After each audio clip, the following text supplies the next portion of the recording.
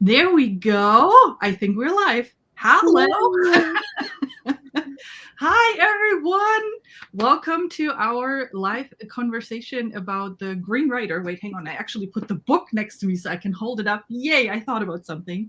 We're talking about the Green Rider, book one of the Green Rider series, which is our not year-long read-along, but nearly year-long read-along that we're doing here on my channel. And I'm joined by three amazing booktubers that I hope want to introduce themselves really quickly. Amanda, if you want to start. Okay, my name is Amanda, and my channel is just reading all kinds of genres and discussing them. So I just started reading fantasy and a little tiny bit of sci-fi. I still have a lot more recommendations that I got from you that I need to get to eventually, but I'm just dipping into sci-fi but fantasy last year was mostly fantasy. So I'm branching out and discovering new genres all the time. I'm Stephanie from Miss Richards Reads. I read a little bit of everything, but mainly fantasy classics and cozy mysteries. And I'm very, very excited to be here today. And I'm Kate from the Literary Apothecary, and I read just about everything. And we've heard Fine talk about Green Rider so much. I was like, I definitely need to read this so then I can actually talk to her instead of just saying, I'm going to read that one day. I'm going to read it. I promise. Now, book one has been done. Woo! Yeah, and I'm excited about it. And hi, I'm Fina from Fina Reads, and I read, fantasy, because, that would be bad if not talking about Green Rider and not reading fantasy, but also a lot of other things. Fantasy, sci-fi, the main part, but then also a lot of, I started with horror and then thrillers. The more blood, the better, I guess. But anyway, I digress. So we're here to talk about Green Rider, and I'm excited to see everyone from the read-along here. Hi, everyone. And we're starting off with a little bit spoiler-free conversation, but I have a feeling we will get into spoiler conversations really quickly. And I try my best to keep it in for book one and not spoil anything else. It has been so hard in the read-along channels to not say anything to all of the comments that you've made. And I see Sarah is here from Farah Reads on Instagram. She has read the entire series too. So Sarah, I don't know if you have the same problem with not spoiling anything for everybody else. So anyway, so tell me, how did you like Green Rider? I really liked it. I have been reading Tamara Pierce books, which is kind of that same historical fantasy stuff. And so to me, it just felt like an extension almost of what I had been reading with Tamara Pierce, just like living in this fantasy world that involves these knight type people and that whole kind of what I consider to be like medieval fantasy kind of time period. So I really enjoyed it. I liked it a lot. This was my first time reading this, and I enjoyed it. I gave it a 3.5 because I didn't have quite the connection with the characters that I wanted, but I was still very invested, and I'm looking forward to book two. But I just really liked it. I thought it was a good time. Yeah, I really enjoyed it. It took me a little bit to get into it at first because I had no idea where the story was going. We kind of got dropped into this world and had to find our way through like the first half of the book. But once the story kind of had its solid line going, then I was hooked and reading a lot quicker than I was in the beginning.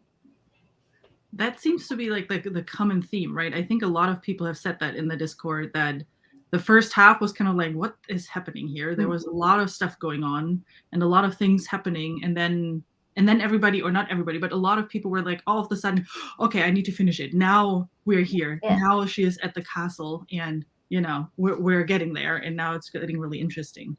But I love seeing... There were a lot of characters that were introduced at the beginning. Yeah. And it was, for me, it was hard trying to figure out what characters do we need to know about and what characters are just there kind of as background. And so I think for me, that was the hardest part about the beginning, was just trying to figure out, they all seemed really important, but not every single character is 100% important to the story. So trying to figure out who was important and who was there to fill in holes for the moment, for me was kind of the hardest thing, trying to figure out who to focus on. Yeah. It's interesting to see, because I think what she's done with the first book, it's really trying to not overwhelm people. And while she has done that in a good way, she also missed some pieces. And I think that's exactly where you got hung up on, like, okay, so is this character now important? Or is this part of the story now important? Right. And getting into the, a lot of fantasy books have, like, they throw you into the worlds, like, here's everything, good luck. She did the exact opposite. She started very, very small and very slowly started growing, and it will continue to grow, right? But yeah, I think that's what a lot of people have been saying in that regards. It's hard as a writer when you're like, there were a few occasions where somebody was placed in this book, I feel like, to just show us that things are happening in the background, that we need to know that these things are happening, but not necessarily to have this person named. So we would meet somebody, and then like 2 pages later, this person dies. And we just need to know that there are things happening, there are things going on. But I think you're stuck with, if you don't name the person, then later in the book, when you find out, oh, this background information has to do with this person and what happened to them, it's easier if you've named them instead of just saying this writer, like the writer, which she could have done, is not given her a name and just been like the writer. And then later there would have had to been extra explanation as to who this writer was and what happened when she got killed, and so I don't know. I think it's a hard thing to do, whether to name somebody or not, because us as readers, we see a name and we're like, oh, important. Somebody has a name. They're important. We need to pay attention, but maybe not necessarily. It just creates, I don't know, like a hard thing to figure out how to do. Yeah. And one of the things that we have to talk in the spoiler section, talking about names, there's one character in the book that doesn't have a name at the beginning that we then learn later what the name is. And we have to, I want to talk about this already. No? Spoiler section. All righty. We have here, I agree with Amanda. Let's see. I agree with Amanda. The first book seemed like vignettes to introduce information that you need later on. Yep. Yeah, I liked that she kind of took her time with the world building. And not, because sometimes being thrown in, depending on the book, is okay, but I feel like this one, it really worked the way she did it. It kind of gave me an idea too, like some books throw you in because they're short series. They're either trilogies or they're 4 books, so they have to jam a lot of stuff into short amount of time. But knowing that this book is 8, 9 books, or the series is, a longer series, she has more time to build all of that stuff up. So it kind of gave me an idea of the pacing of the series. And, I was okay with it being slow. It just took a minute to kind of figure out where it was going to go. And not info dumpy, which was also really nice. Yeah, talking about the writing style, I think that is something that I personally really love about the series, is she has a way to write about the environment, about the characters, what they're going through. And I find it different than what I've seen in other series. So to your point, right, the info dumpy part, there's a lot of information that you get, but it's not thrown at you, not all the time. There are some little bits and pieces that feel a bit info dumpy, but she has a very good way of weaving things into conversation. Right. And just, explaining things and like, okay, I get it. And, you just move on. You have experienced something while she told you something. Yeah, she makes it part of the story instead of just exposition. Yeah. I think that comes to the style of fantasy it is, like, where our hero is kind of thrown into this new world that she doesn't really know all the rules for or all the information about. And so as she's discovering it, we're discovering it. And it works so much better than her like meeting the old master who dumps all the information on her right at the beginning. We kind of get some as we go along, which makes it, for me, there are people who like that giant info dump. They're like, okay, I have all the information at one time. But I think it's just, I like it a little bit at a time, where, like Kate said, it feels more like it flows with the story and not just exposition all thrown at you. Yeah. So Yeah. And it builds suspense too, because you're like, oh, what is she going to learn next? What's going to happen next? Whereas if you get it all at once, then you're kind of just waiting for things to happen and you kind of already know what's going to happen. But if you're learning it along with the character, then unless you've already read it, you don't know what's going to happen next. Yeah. And I think that's the way everything starts, right? With Kerrigan kind of stumbling into the world, because that was not her goal, right? None of this was her goal. She wanted to go back home because she didn't like school at that time, right? That's how everything started. And then all of a sudden there's this humongous horse in front of her with a rider with 2 arrows in the back. And it was like, my dying wish is that you bring the message to the king, right? Please serve the country. And she's like, okay, I guess. You're not really knowing what's Like, happening. she didn't even know what that meant at first. Yeah. She had to first learn what that meant and then how to do it. right. And then she spent every time somebody talked to her saying, no, I'm not doing that. No. Like, I'm going to take this message. I'm not doing anything else. Stop asking me. I'm not doing that. I'm just going home. Like, Yeah. I'm going home. She said it so many times that I was originally like, okay, well, I realized that she's not. Otherwise, this series would be over, or it would be about a merchant, I guess, in book 2. But so this is clearly she's not going to, but she still had that internal struggle where she was like, I had this idea of who I was going to be and follow after my father, and which leads to my favorite part of the book is her relationship with her dad. To me, like that is so heartbreaking. so It's unique, heartwarming and heartbreaking. Yeah. Yeah, but it was. A lot of the fantasy that I've read over the last year, especially if it falls in the YA genre because it involves teenagers or whatever. If it's a girl, her father is like gone, dead, or left or whatever, or he's abusive. Like there's not a good relationship. There's not many between fathers and daughters. And so that really just stuck out to me. Or parents in general. And right. True. Yeah. I never thought about it. Mom does a lot of videos about parents in fantasy. Yeah. And I never thought about it. Now that you're saying that, you're right. There is not a lot of daughter-father relationships in fantasy. See, it takes me 8 times reading this book and then talking to you to realize that. Well, there we go. You've read it 8 times? Probably, yeah. I don't know. I'm making this number up, but it's definitely a lot. Well, Green Rider for me is kind of like a feel-good book. You know, you have when you're or when you're in a situation where like, okay, I don't know what to do. I just need something to comfort me. Green Rider is my comfort book. And it's mainly the first one because it reads so quick. Mm-hmm. Like it takes 2-3 days to read it, right? So in situations where I'm just like, okay, I just need to calm down right now and I need to read something that really comforts me, that book is it. Yeah. Yeah, I can see that. Yeah. All right. So what did you think about the read-along in general? I know that's, more series related, but how did you like the conversations in the Discord and everything that was going on there? I joined last minute,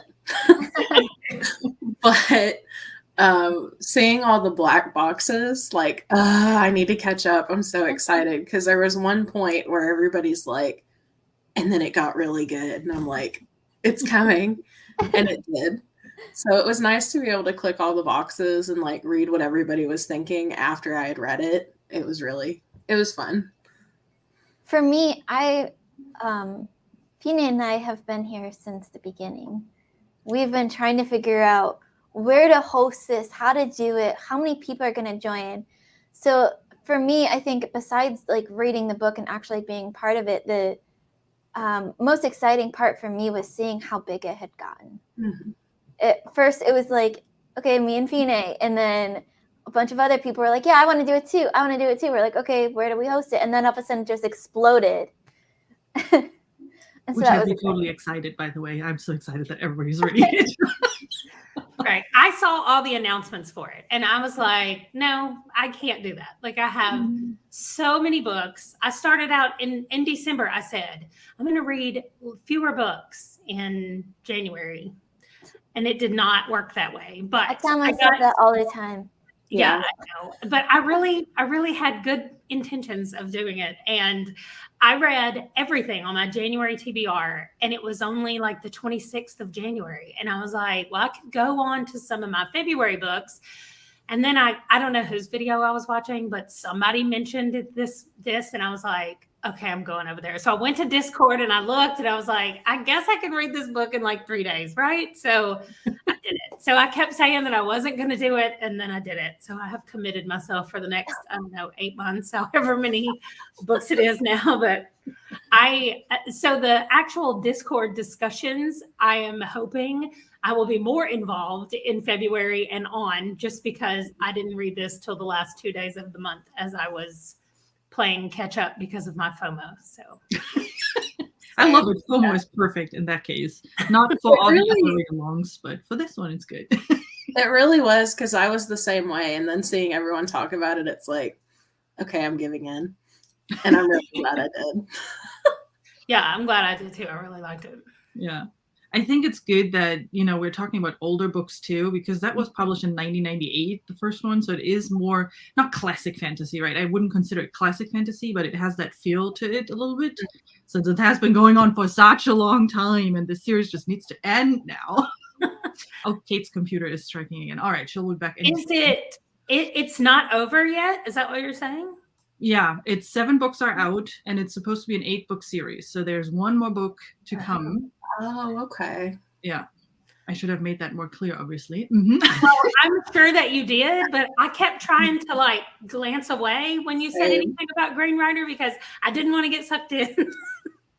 And then I did anyway, but it's all right. Well, then we can wait all together, because that has been the hardest part for me. So I've started reading Green Rider 10 years, 15 years ago, I think, when I first read it, a long time ago. And I only had the first 4 books. So it was back in Germany then. So I actually read them in German a couple of times. There was only 4 books out at that time. And then my mom and I, because my mom loves it too, we kept looking, okay, so is there a book 5 coming? It feels like it's not quite done yet. There was, open ends, how you always have them in books in a series. And then when I first was in the US, I saw, there's a book 5, and I read it in English, and I, ate it up. And then I was always waiting for it to be translated, which it never did. So my mom still, because she doesn't speak English, she's still waiting for book 5, 6, and 7 to be translated eventually. And and then, book 5 came out, and then you get to the point where we're starting to forget that there's this series and that there's another book coming out. And then book 6 all of a sudden was there. And then book 7 came out last year. So we will have probably, she usually has like around 3, 4, 5 years between each book. She's writing it. I saw her, she's actually writing it, pen on paper. Wow. Yeah. okay. So we will have it. Well, you could translate those books for your mom for like. Oh, no. Don't, no. As a gift, you could just like a Herculean task right there. Right? 10 years later, you still not done. I was going to say, says the person who speaks one language. Yeah, no, I don't know if I would want to do that. A lot of German readers would be very excited, though, I'm sure. Oh, I'm sure they need to do something about that. Yeah.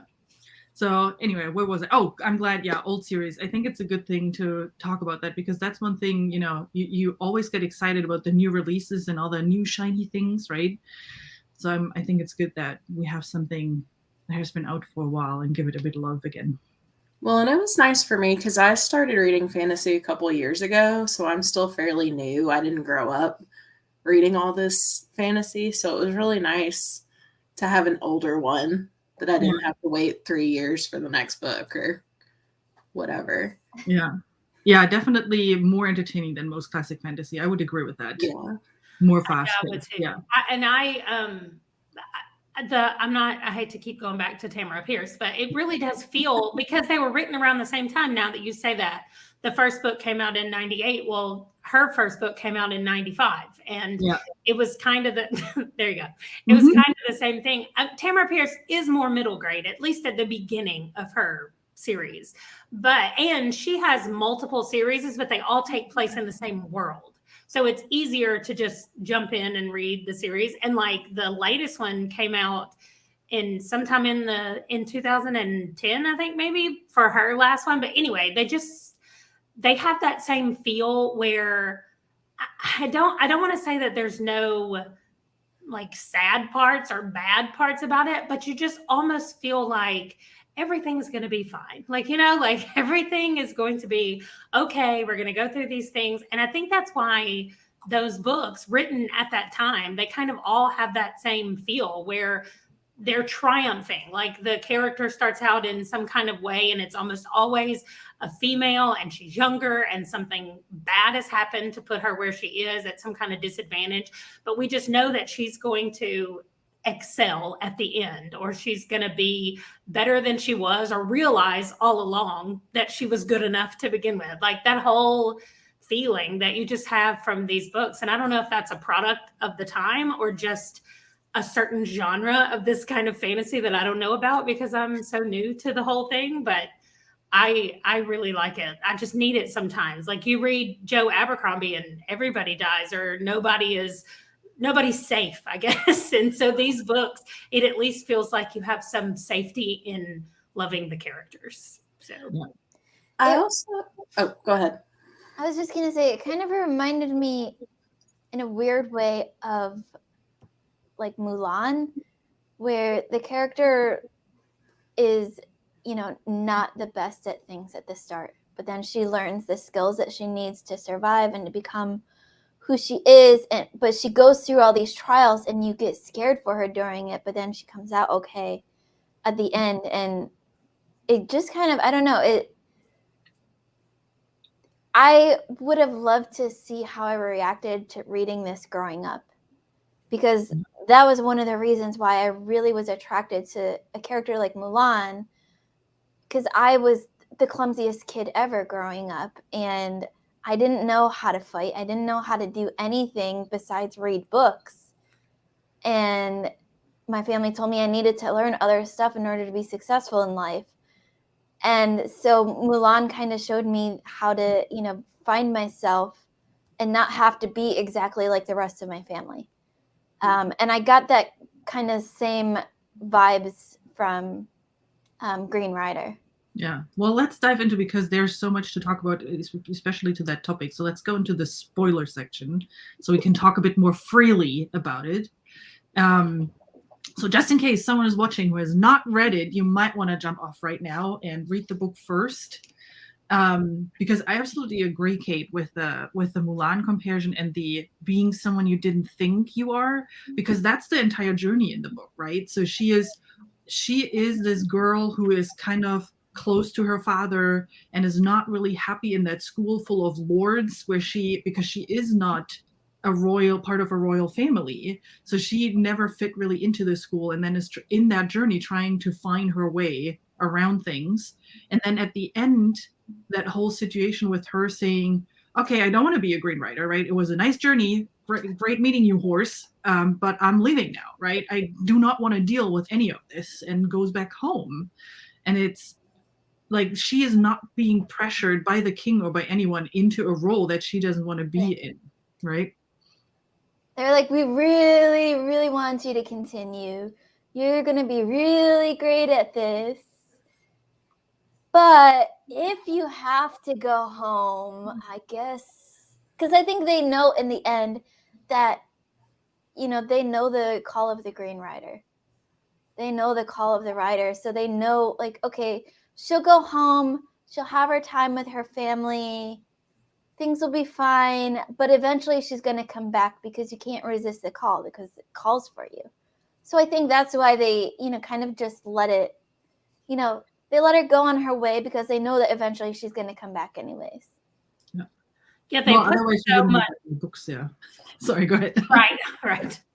Well, they put so much faith in the call, and like what is the amulet? Is it an amulet? What is it? Brooch, yeah. The brooch. Yeah. Okay. Mm-hmm. So they just put so much faith in that actually calling who it needs to, you know, almost like a fated thing, that I don't think they feel the need to argue with her a lot. They're like, it'll happen when it should happen, because the brooch is going to do what it's going to do. And so I think that part of her continual denial, is because she's in that transition period where she's changing from the person that she kept saying she wanted to be. She's got some of that teenage stubbornness where she's like, no, this is who I'm going to be.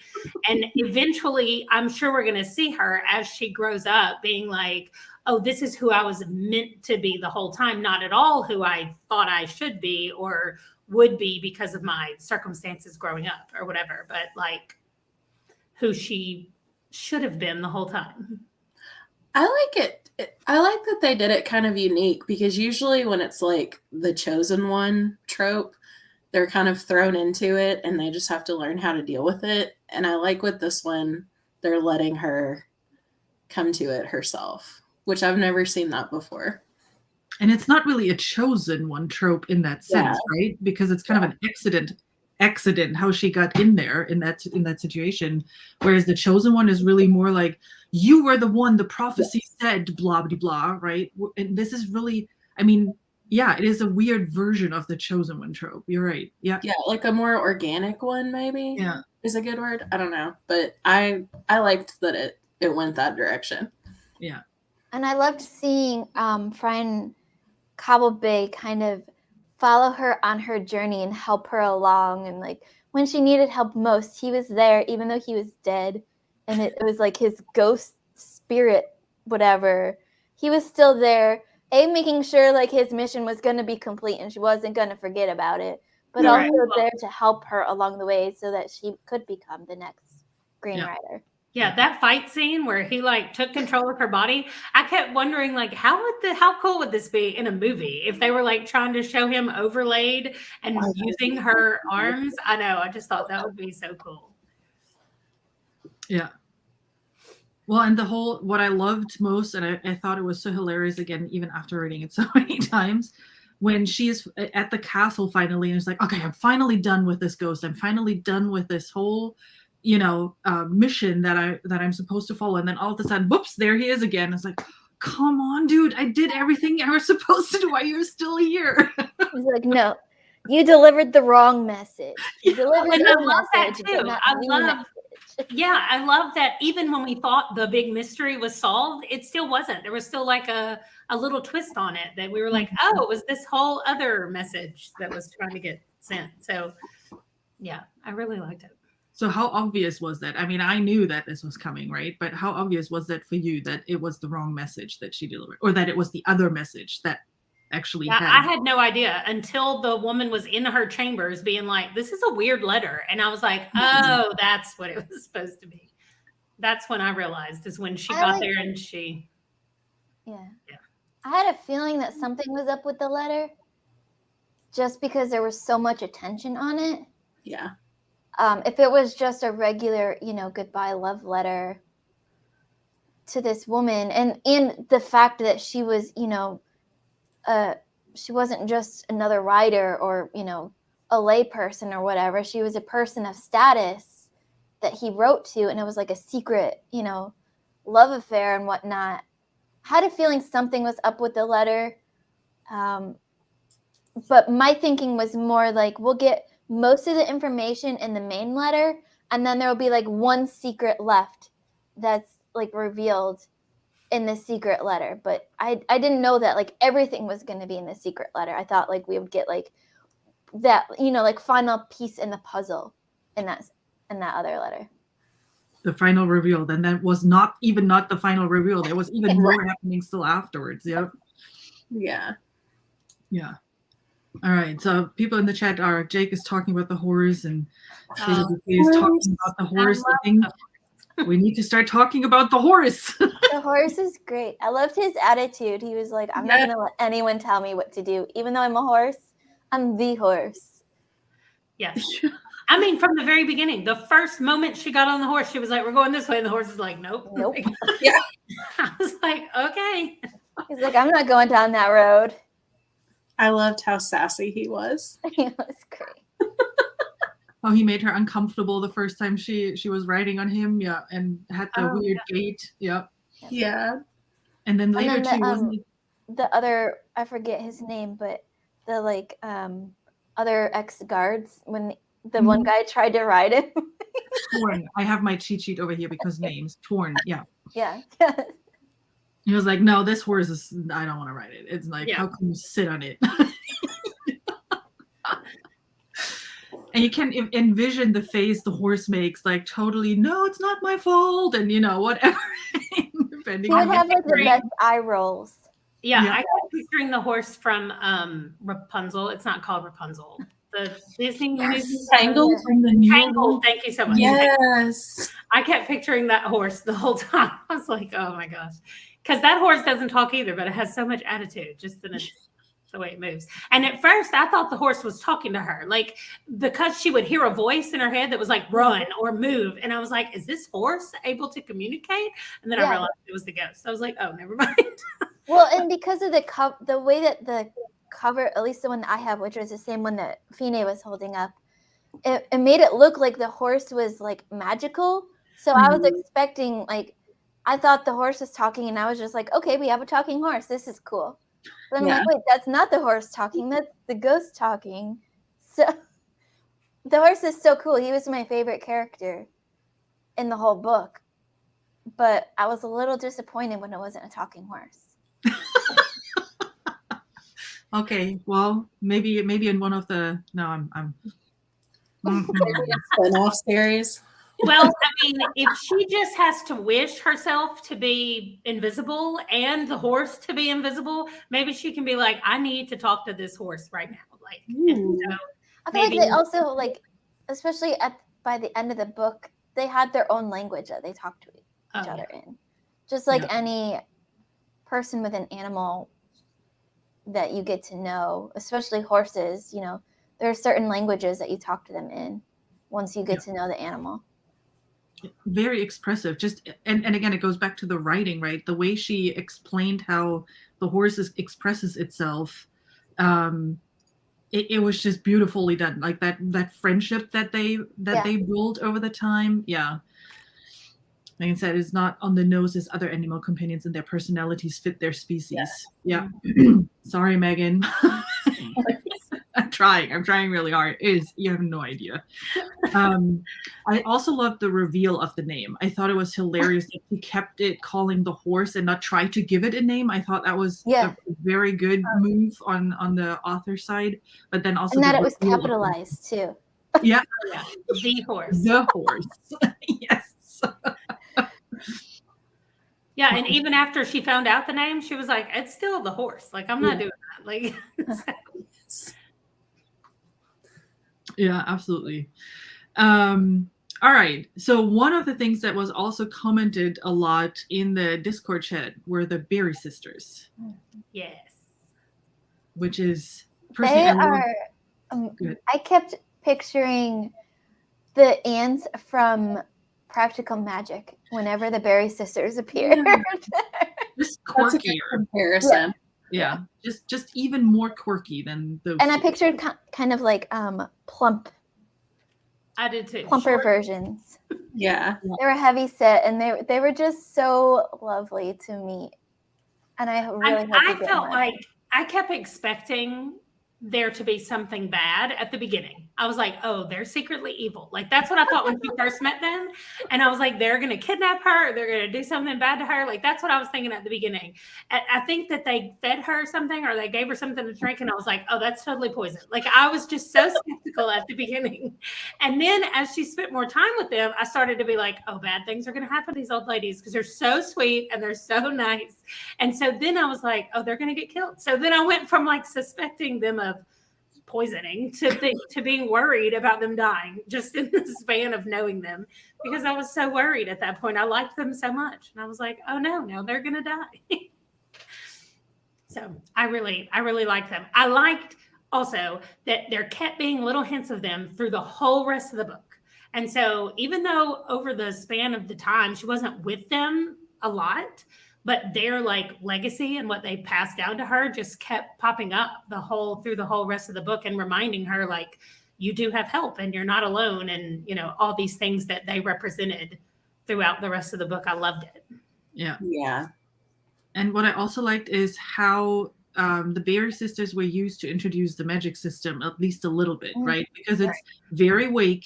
like what the magic really is. You just know with the brooch that she can get invisible and she can make the horse invisible. I think that happened before the Berry sisters, right? That they had this initial. I think so, because it was when she first ran away from, and she was like, "Oh, I'm invisible." Yeah, yeah.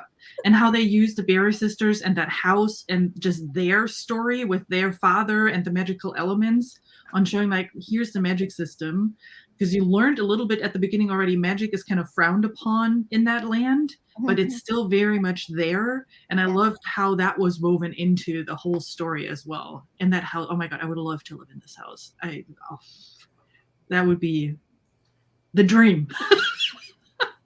I pictured it as just being super cluttered. Like everything is just little bits and pieces of things everywhere. I was like, yeah. Yes. It has those eerie and wholesome moments at the same time. You know, when Kerrigan is in that room upstairs, she looks through that looking glass and has that weird glance into the future, or that harp where the sisters then later explain those are elven voices that are in that harp. And you're like, oh yeah. What now? And even like when Kieran touches the moonstone, they're like, "Oh, that lit up for you? That hasn't done that for us." I'm like, they know about everything here, but not everything works for them. Yeah. Like, well, this is new.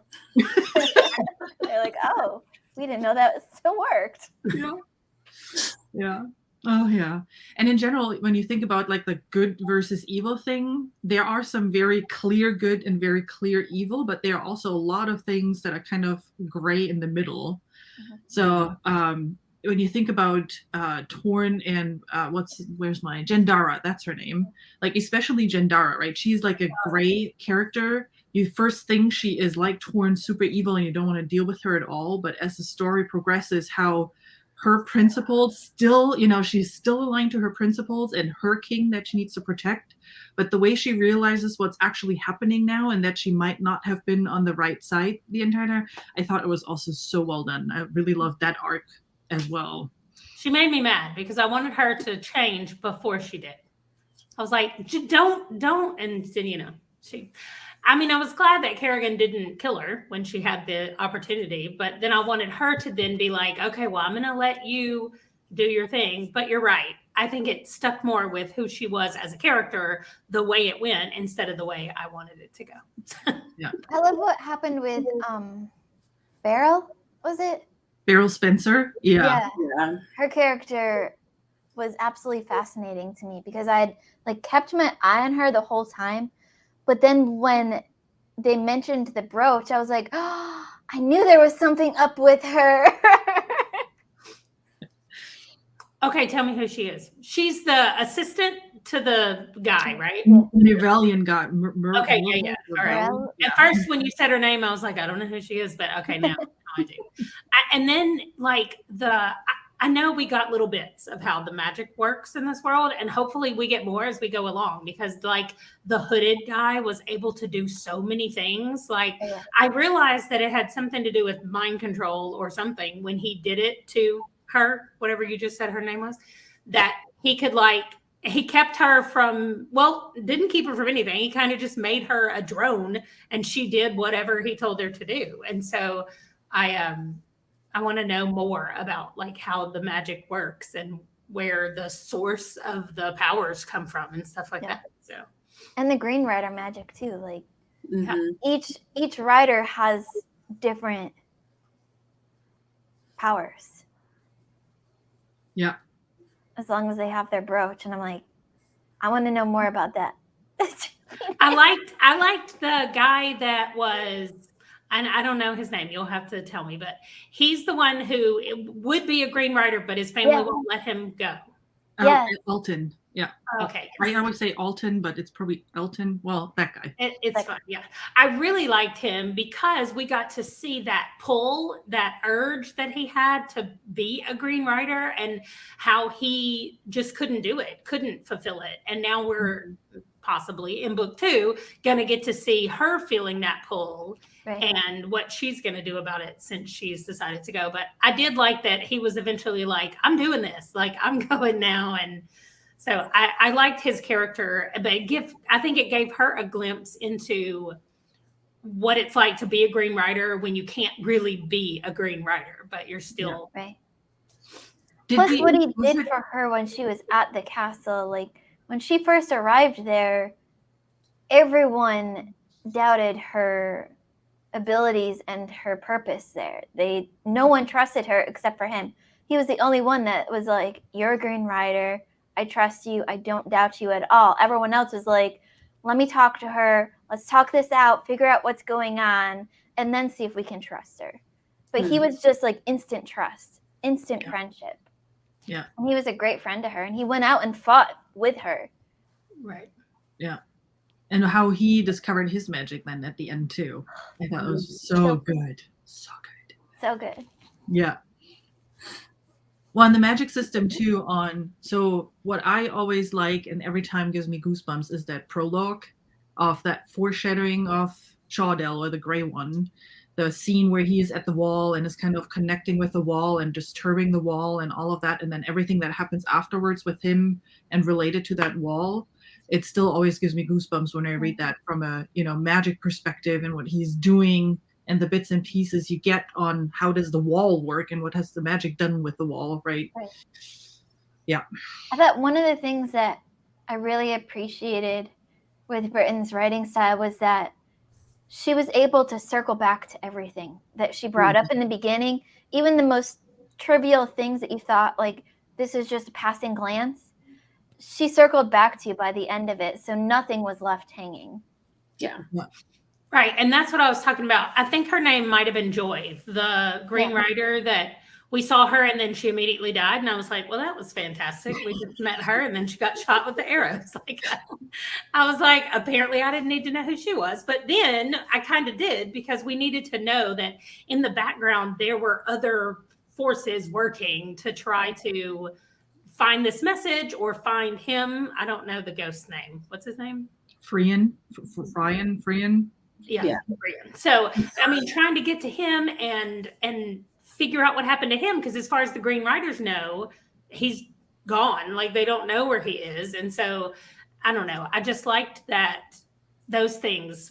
When she got to the castle and talked to the Green Riders, they were like, oh, hey, we sent somebody looking for him and we didn't know what happened. And then we were looking for a girl. And so like they were looking for them, the hooded dude and his people were looking. So it's just all kinds of stuff that was happening all around her. And she didn't know. We got bits and pieces along the way as it went. And I just really liked the flow of the whole thing. I liked the way it went through the story.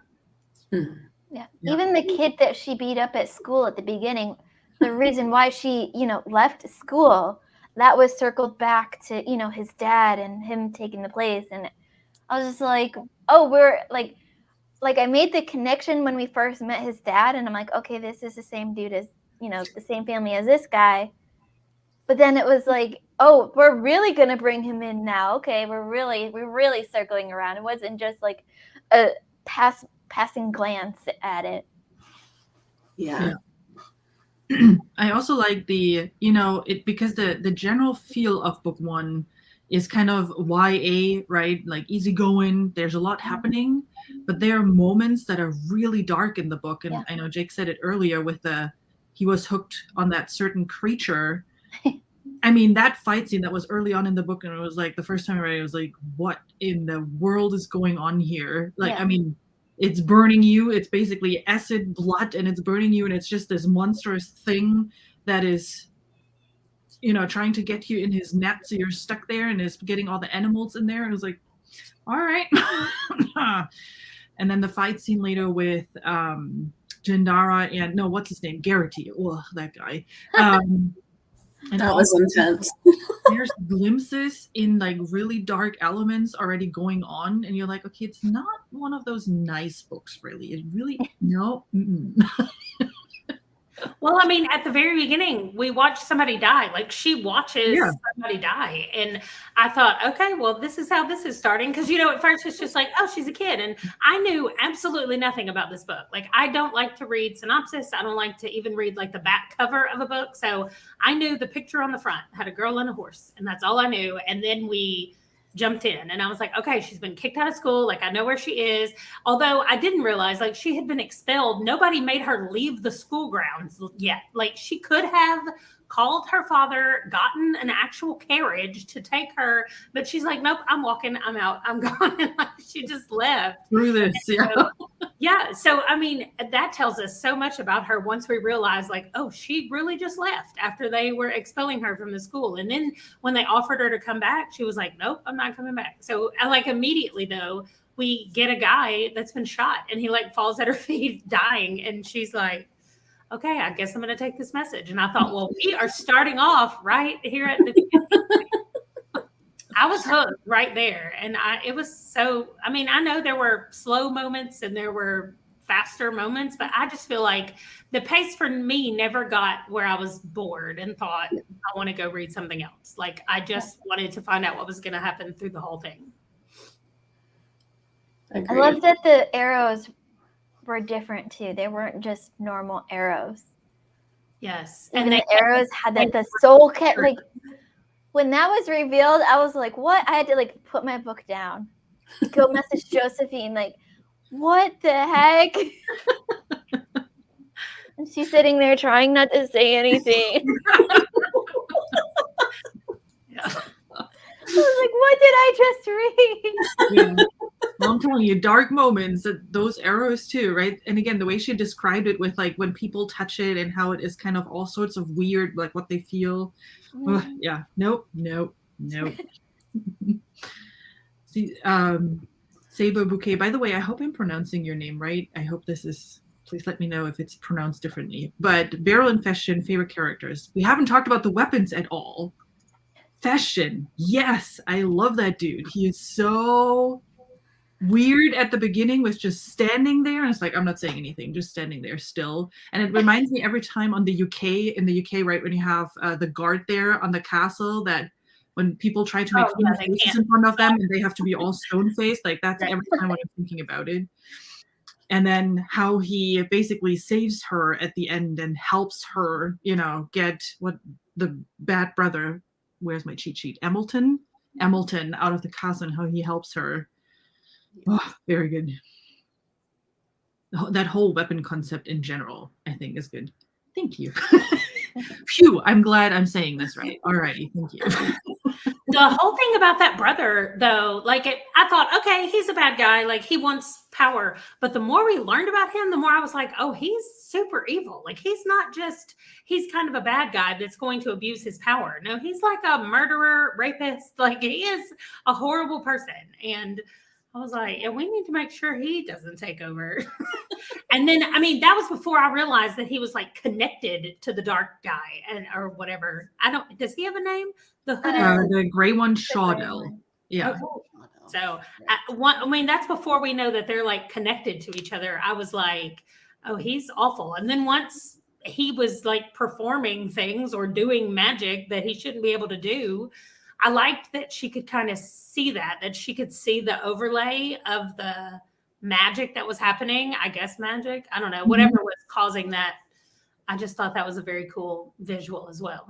Yeah. And I love the idea of the game that they played. It reminded me of, like, chess. Yeah. Like a weird mix of Risk and chess, right? That's what it sounds like, yeah. A game that I would not want to play either. Like, I'm completely with her. It's like, oh yeah, whatever. I let the people win and then I'm good. Yeah. Yeah, but and then they used it to, like, teach her things, like, on the sly or whatever, because he couldn't just come out and say things. And so he was, like, using that, and then also just giving her advice for combat that she later used based on that game. I was like, that was really cool. And how she then played that last game, which she didn't play that last game, right? But how she just completely in teenage fashion is like, screw this, I'm just destroying the whole thing, and then we're good to go. It's like, are you sure this is the right idea? You're in a magical, weird world right now, and you're going with your saber against the game. Let's see what. Yeah, I thought it was great. Yeah, but I wouldn't want to play the game either. Although I would love to see what Kristen Britain envisioned actually this game looks like, and I would love to see an actual board with the figures that she always describes. That would be a lot of fun, I guess. Yeah, I feel like this would be a really good one to adapt because there would be so many cool visuals. Yeah. Didn't they do that with The Witcher? Wasn't that The Witcher where you had a game that they actually made into a game that you can, I don't know, download as an app or play in the video game or something? I remember vaguely remember something. Anyway. Yeah, I think so. Yeah. I had to read the final intrigue scene twice to really get what was happening and to see the power and confidence Karen has in herself. Yeah, it was really a really good scene. Yeah, I did too. I had to go back like halfway through and I was like, wait, we're in some kind of alternate world? I was like, I don't know what's happening. So I had to go back too. And then I was like, okay, I got it. I see where we are, what's happening. But at the beginning, I did the same thing. Yeah. And it's funny, now that we're talking through that, you're like, in the first half, till she is at the castle, there's so many things happening.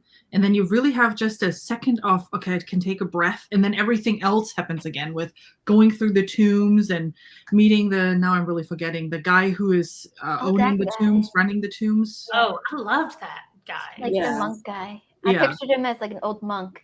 Yeah. I pictured the guy from the Indiana Jones and the Last Crusade that's been guarding the palace the whole time. That's who I thought it was. Yeah, and the glimpses of history, and then you're in the castle and have all the action, and then that heartbreaking moment with her father, because the father thinks she sees her as a ghost. And I know, and I was like, oh no, don't tell him. Like, somebody tell him that she's not dead. Like, she's fine. Yeah, I saw her and she's a ghost. And then he's like inconsolable, and I was like, I love him. Like, and that friendship between him and the other dude. Yeah, I love that friendship. Yeah. Well, and even how his friend is with his daughter, right? Like that friendship too. It's like, she's my own daughter, like the uncle. Real. Yeah. Yeah, absolutely. And how just the general Stevic storyline where he is talking to Laren Mepstone at the beginning of the book, like, hey, I'm giving your Green Riders all new uniforms if you help me find my daughter. Right. And then that continues through the story too, and how he meets her again, like Laren again in the castle, and how everything comes to, yeah, oh my goodness.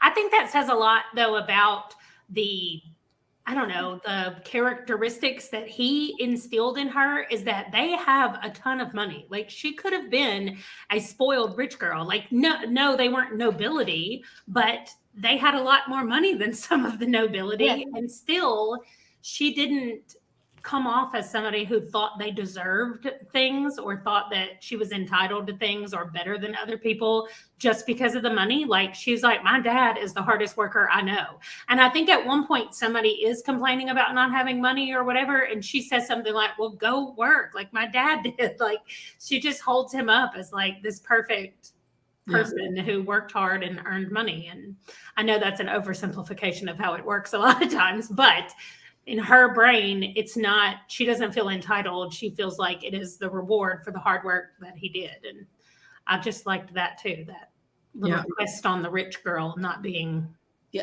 spoiled.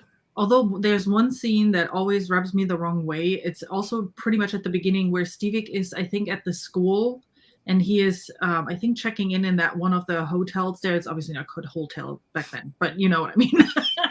And he's like, yeah, or no, he's going to the school. Anyway, someone is addressing him as Lord. He's like, I'm no Lord. I don't want to deal, he's like so against royalty. And that I find weird is maybe a wrong word, but it's like, you are rich, right? You are like a Lord. You just don't have the title, but you're like, the money you have and what you're doing makes you someone like them. So why are you so disgusted that someone addresses you as a lord, right? So I think it's more a pride thing for him, because with most royalty, that's inherited through family. But with Stevic, he built up his own house. There was no one there before him. He built that house. Yeah. And he built that status for his family, and to be compared to royalty, even though they're at the same status level, to him, it was more of a pride and honor thing, saying like, no, I built this on my own. I'm not a lord that was just handed this when I became of age. I worked hard for this, and I made sure that my family had this style for a reason, instead of just, oh, I'm the oldest son in the family, so now I get the title. That is very true, yeah. Okay, this has been fantastic. I have to go do another thing in a couple minutes. So thank you so much for making me feel FOMO and coming and doing this. You're welcome. Thanks for joining us, and have fun in your other life. We'll jump in once we're done here. Okay. Bye, Amanda. Oh, man. All right. So what is your favorite scene or your least favorite scene of the book? Oh gosh. I loved this scene where they're at like the Green Rider cottage, and she meets like the big giant guy. I forget his name.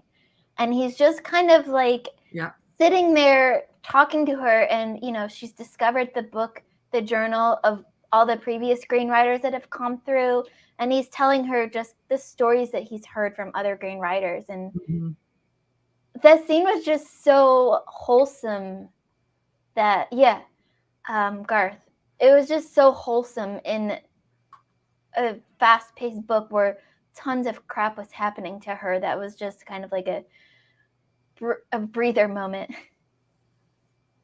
Yeah.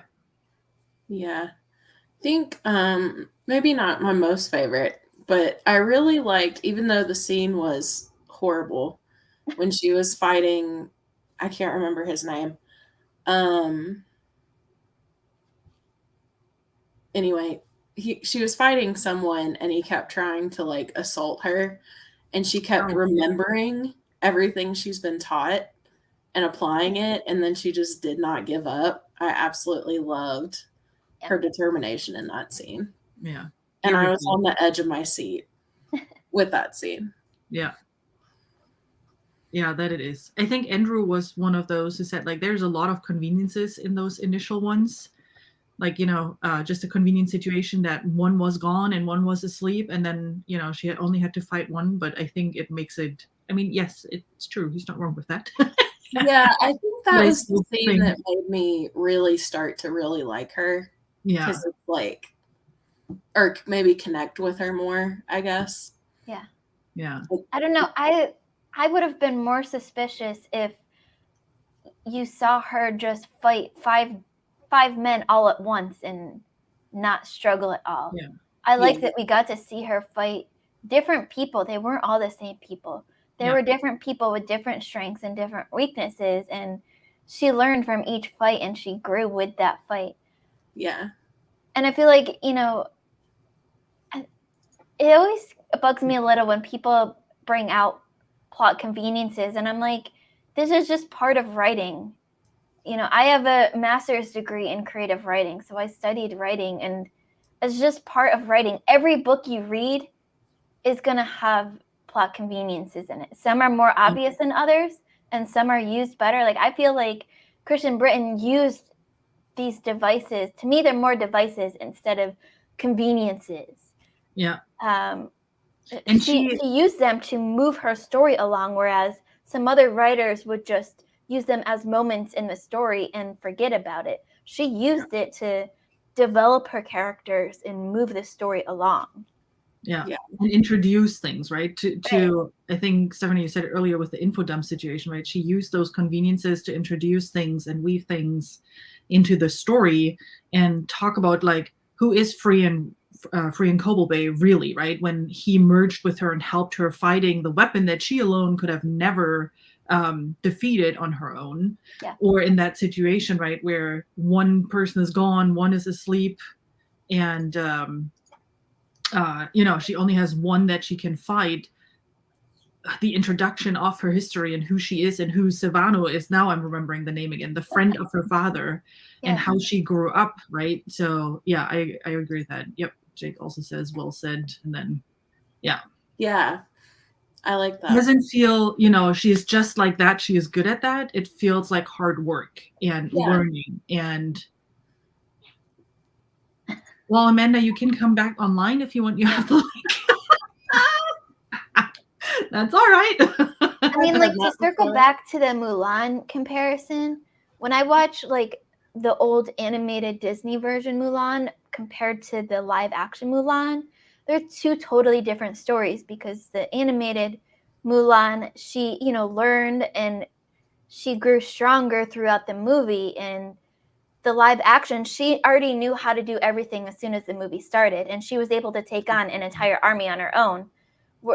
In Green Rider, you kind of see that, kind of animated Mulan part where she learns as she goes on, and she's not able to take on 10 guys at once as a young girl. Yeah. It was more realistic that way than just throwing her into these big fantasy situations where all of a sudden, because she's got this magical brooch, she can do all this stuff.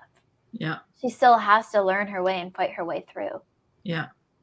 And also the scene with that, I call it spider, but I don't know if it's really a spider, right? But that Conmorhen vein creature thing. Yeah, that's what I imagine it, like a big giant spider. Yeah. So even there, right? You're like, so, you're kind of good-ish. You have a talent for sword fighting, but then you're fighting this big creature, but she had help with that, right?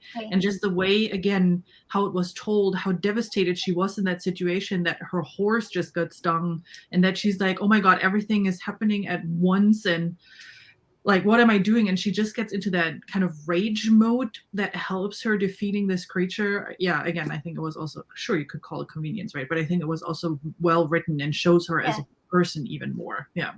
Well, and it helped feel, at least for me, I felt overwhelmed along with her. Like, I was feeling the emotions that she was feeling. And I feel like that's a testament to Britain's writing, that she's able to make her readers feel the same emotions that her characters are going through, instead of just putting them in these crazy situations and then you're just sitting there kind of like on the other side of the glass. I felt like I was there stuck in the web with her, trying to figure out how to get this sword, and then it was like an eagle or something that came to help her because the horse was stuck and stabbed, and I'm like, I don't know how we're going to get out of this mess. Obviously we are, because it's still pretty early in the book, but I have no idea how we're going to get out of this.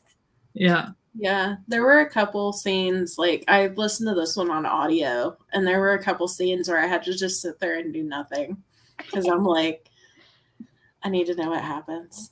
Yeah. Yeah.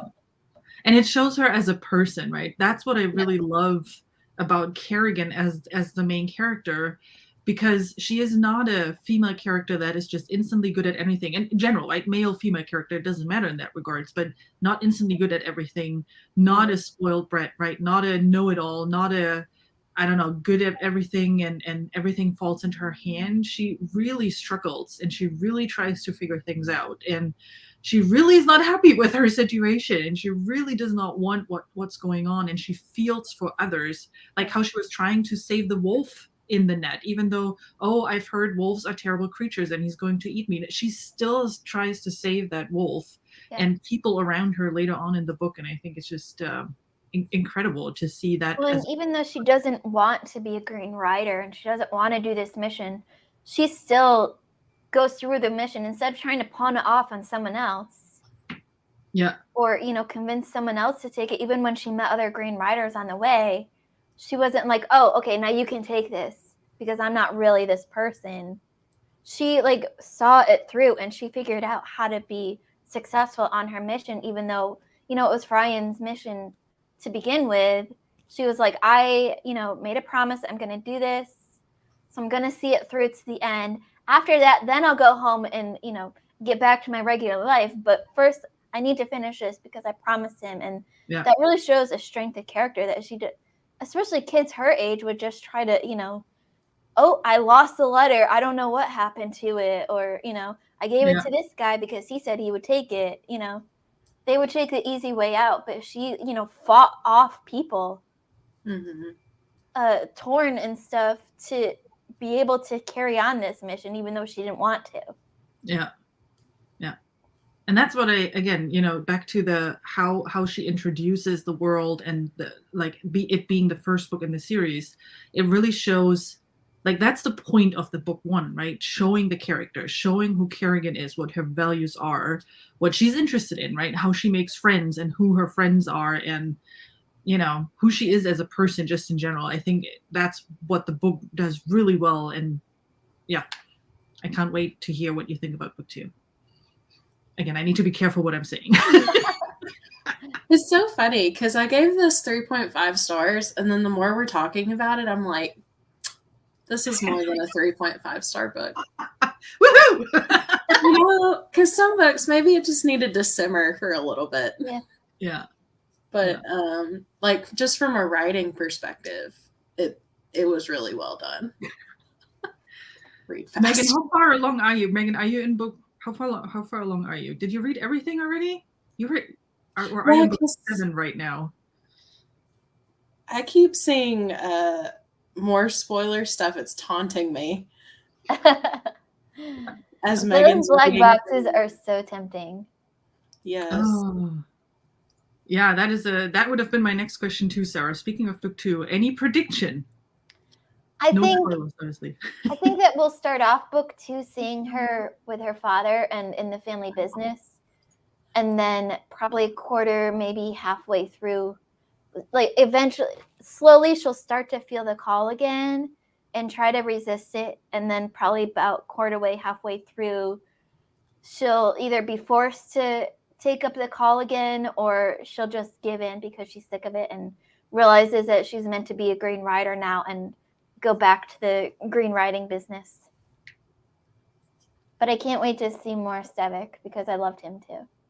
Yeah, I agree with that. I'm not great at predictions. I'm really just along for the ride. Yeah. But I would be okay if it happened like that.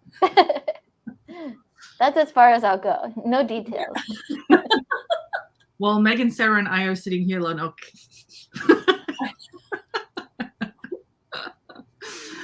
Awesome. Well, all right. I think, did we forget anything? Did we forget any character that we didn't talk about yet? Anything else you wanted to share that you wanted to call out about book 1? I just had a general question. When does book 8 come out? Is it later this year? No, probably not. So we rarely get dates. So I have to look up when book 6 came out. Book 7 just came out last year in September. Oh, okay. And usually it takes her a little bit. She is writing it right now. So if you follow her on, I saw it on Instagram. She every now sends out updates on, where she's at, and she's actually writing on paper right now. So she hasn't even digitalized it quite yet. Oh, wow. And it will take a little bit. It's part of the journey. It's part of the wild ride to continue with those plans. It's just like the Outlander books where we have to wait forever for the next book to come out. It's worth it to reread it again when book 8 comes out. I'm telling you that much. Like, I reread the whole series last year in anticipation of book 7, and it was so worth it to read it like in one continuous swoop through, because all of a sudden you saw connections throughout the books. So I assume it will be the same for book 8. So we can read it again. And it's one of those series, again, you do you, right? Of course. But for me, I love rereading it and seeing things because it's so much going on. I mean, it's 7 books, right? And they are not small books. They are chunkers. And get bigger and bigger as we go along. So there's a lot happening, and you see more and more as you read it. So and yeah, plenty of time to read and reread. Yep, there you go. Yeah, because I listened to this within a couple of days, even though it was a pretty good-sized book.